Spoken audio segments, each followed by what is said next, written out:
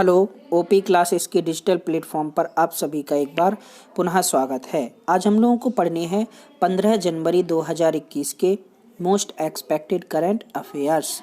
चलिए देखते हैं हमारा आज का पहला प्रश्न।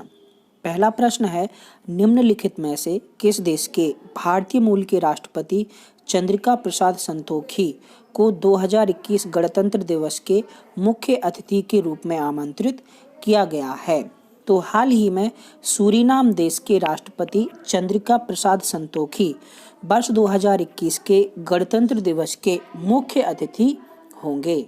हाल ही में बोरिस जॉनसन के द्वारा मना करने पर चंद्रिका प्रसाद संतोखी को इस आयोजन के लिए बुलावा भेजा गया है।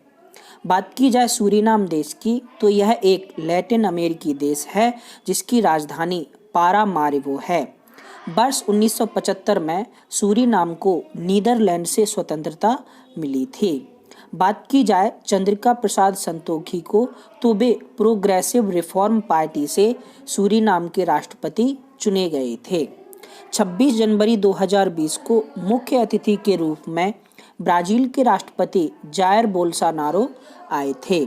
वर्ष 2021 में मनाए जा रहे गणतंत्र दिवस की खासियत यह होगी कि इस बार इसमें एनएसजी के साथ साथ सीआरपीएफ की झांकी भी शामिल की जाएगी। चलिए देखते हैं हमारा आज का दूसरा प्रश्न।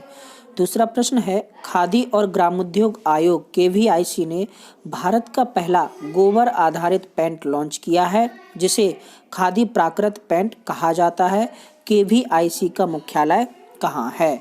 तो हाल ही में केवीआईसी ने भारत का पहला गोबर आधारित पेंट लॉन्च किया है जिसे खादी प्राकृत पेंट नाम दिया गया है। केवीआईसी का मुख्यालय मुंबई में स्थित है। केवीआईसी यानी खादी ग्रामोद्योग आयोग की स्थापना वर्ष 1956 में की गई थी। इसके संभागीय कार्यालय दिल्ली, भोपाल, बेंगलोर, कोलकाता, मुंबई तथा गुवाहाटी में स्थित है। बात की जाए गोबर आधारित पेंट की, तो इसको केंद्रीय सड़क मंत्री नितिन गडकरी ने लॉन्च किया है तथा यह पर्यावरण अनुकूल, जीवाणुरोधी तथा गंधहीन पेंट होगा जिसका निर्माण गाय के गोबर से किया गया है। भारतीय मानक ब्यूरो द्वारा प्रमाणित इस पेंट की कीमत 120 रुपये होगी तथा पुताई के बाद यह 4 घंटे में सूख जाता है। चलिए देखते हैं हमारा आज का तीसरा प्रश्न। तीसरा प्रश्न है, कौन सा राज्य व्यापार करने में आसानी सुधारों को पूरा करने वाला 8वां राज्य बना है? तो हाल ही में केरल राज्य व्यापार करने में आसानी सुधारों को पूरा करने वाला 8वां राज्य बना है। केरल से पहले व्यापार करने में आसानी सुधारों को पूरा करने वाले राज्यों में आंध्र प्रदेश, कर्नाटक, मध्य प्रदेश, ओडिशा, राजस्थान, तमिलनाडु, तेलंगाना राज्य शामिल हैं। बात की जाए केरल राज्य की, तो राजधानी तिरुवनंतपुरम है जबकि मुख्यमंत्री पिनराई विजयन है। वर्तमान में केरल के राज्यपाल आरिफ मोहम्मद खान हैं। चलिए देखते हैं हमारा आज का चौथा प्रश्न। चौथा प्रश्न है, संयुक्त राष्ट्र और विश्व बैंक के सहयोग से किस देश ने चौथे वन प्लैनेट समिट की मेजबानी की है? तो हाल ही में फ्रांस ने वर्चुअल तरीके से वन प्लैनेट समिट की मेजबानी की है। वन प्लैनेट समिट का आयोजन संयुक्त राष्ट्र और विश्व बैंक द्वारा किया गया था। वन प्लैनेट समिट 2021 का उद्देश्य है विश्व की जैव विविधता की रक्षा करना। इसमें वर्चुअल तरीके से विश्व बैंक के डेविड मालपास, संयुक्त राष्ट्र के एंटोनियो गुटेरस जबकि फ्रांस के इमैनुअल मैक्रोन शामिल हुए थे। चलिए देखते हैं हमारा आज का पांचवा प्रश्न।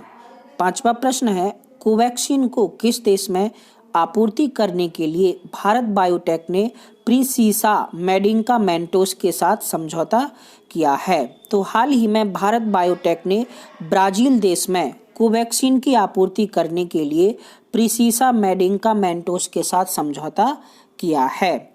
हाल ही में भारत में 16 जनवरी से कोविड-19 वैक्सीन का टीकाकरण अभियान शुरू हो रहा है।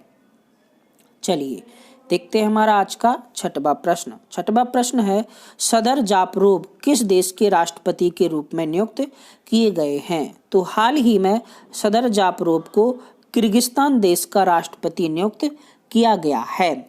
उनके राष्ट्रपति बनने के साथ ही राष्ट्रपति की शक्तियों के बढ़ाने के लिए संविधान में संशोधन को भी मंजूरी मिल गई है। बात की जाए किर्गिस्तान की, तो इसकी राजधानी बिश्केक है तथा यह सोवियत संघ से अलग हुआ था। चलिए देखते हैं हमारा आज का अगला प्रश्न।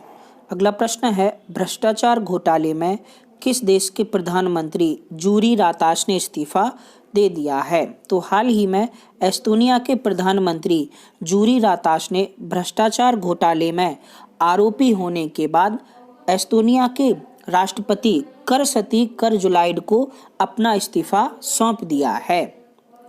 चलिए देखते हैं हमारा आज का आठवां प्रश्न। आठवां प्रश्न है, निम्नलिखित में से किस बैंक का लाइसेंस हाल ही में आरबीआई ने रद्द कर दिया है? तो हाल ही में आरबीआई ने महाराष्ट्र में स्थित बसंत दादा नगरी सहकारी बैंक का लाइसेंस रद्द कर दिया है। आरबीआई ने बताया है कि बसंत दादा नगरी सहकारी बैंक ने अपने बहुत से अनिवार्य शर्तें पूरा करने में विफल रहा था, लेकिन आरबीआई ने यह भी कहा है कि आरबीआई के होते हुए उसके 99% डिपॉजिटरों को उनको पूरी रकम वापस दी जाएगी। बसंत दादा नगरी सहकारी बैंक महाराष्ट्र के उस्मानाबाद में स्थित है। चलिए देखते हैं हमारा आज का नौवां प्रश्न। नौवां प्रश्न है, आरबीआई ने जमा पर ब्याज दर से संबंधित निर्देशों के कुछ प्रावधानों का पालन न करने पर निम्नलिखित में से किस बैंक पर 2 करोड़ का जुर्माना लगाया है? तो हाल ही में आरबीआई ने ड्यूश बैंक पर कुछ प्रावधानों का पालन न करने पर 2 करोड़ का जुर्माना लगाया है। 12 जनवरी को अपने आदेश में आरबीआई ने कहा है कि ड्यूश बैंक ने डिपॉजिट पर ब्याज संबंधी शर्तें अधूरी रखी थी, इस वजह से उस पर 2 करोड़ का जुर्माना लगाया गया है। चलिए देखते हैं हमारा आज का अंतिम प्रश्न। अंतिम प्रश्न है, चौथे वन प्लैनेट समिट का विषय क्या था? तो हाल ही में चौथे वन प्लैनेट समिट का आयोजन फ्रांस में किया गया और यह संयुक्त राष्ट्र और विश्व बैंक द्वारा आयोजित किया गया था। चौथे वन प्लैनेट समिट का विषय था let's act together for nature. चलिए देखते हैं हमारा आज का क्वेश्चन ऑफ द डे। 15 जनवरी 2021 का क्वेश्चन ऑफ द डे है, कोचीन अंतर्राष्ट्रीय हवाई अड्डा किस राज्य में स्थित है? कर्नाटक, आंध्र प्रदेश, केरला या फिर ओडिशा। इसके अलावा सेशन ऑफ द डे का क्वेश्चन है, वन प्लैनेट समिट का आयोजन हाल ही में संयुक्त राष्ट्र और विश्व बैंक द्वारा किया गया, यह कौन से नंबर का वन प्लैनेट समिट था? दोनों प्रश्नों के जवाब आपको नीचे कमेंट बॉक्स में कमेंट करके बताने हैं।